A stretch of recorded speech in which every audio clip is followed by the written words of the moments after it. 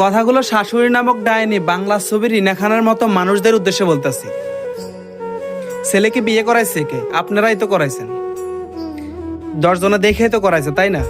আপনার তো ঘরে একটা মেয়ে আছে, আছে না? আছে তো, তাই না? আপনিও তো একসময় বউ ছিলেন, ছিলেন না? আপনার তো ওই সময়টা পার করে আসছেন, আসেন নাই?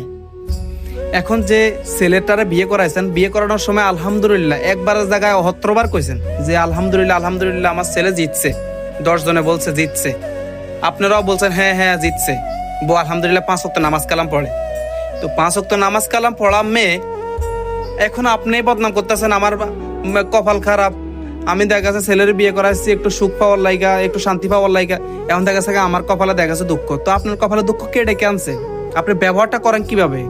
আপনি যে আপনার বউর সাথে, আপনার ছেলের বউর সাথে আপনি ব্যবহারটা করেন, আপনি একটা বার চিন্তা করছেন আপনি আপনার মেয়ের সাথে এরকম ব্যবহার করেন যে ব্যবহারটা আপনার ছেলের বউর সাথে করতেছেন? একটাবার কথা বলার সময়, যে সময় আপনার তার সাথে ঝগড়া করেন, ওই সময় একটাবার চিন্তা করে দেখেন যে আপনি কি ব্যবহারটা করতেছেন। মেয়েটা বেতৃষ্ণায় জ্বালায় আপনার কথাগুলো সহ্য না করতে পাইরা হয়তোবা দেখা যাচ্ছে 10 কথা বলেন, আপনি এক কথার উত্তর দেয়, সে এক কথাটাই আপনার দেখা গেছে কি এত খারাপ লাগে। আপনার তো একটা সময় আরেকজনের বউ ছিলেন, আপনারও তো শাশুড়ি ছিল, তাই না?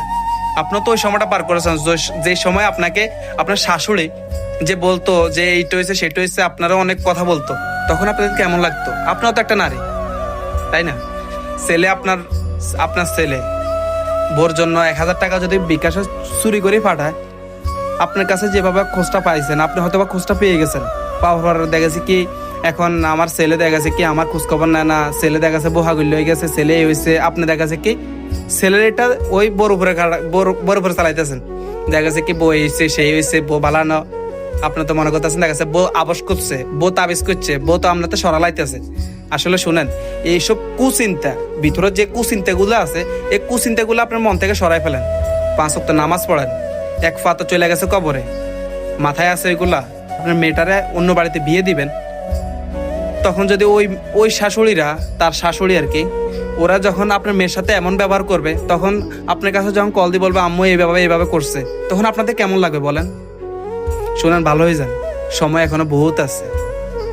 নিজের মেয়ের মতো দেখেন, ভুল শুধরান, কিছু বলার নাই আর আপনাদের মতো মানুষদেরকে। আপনারা কেন এমন?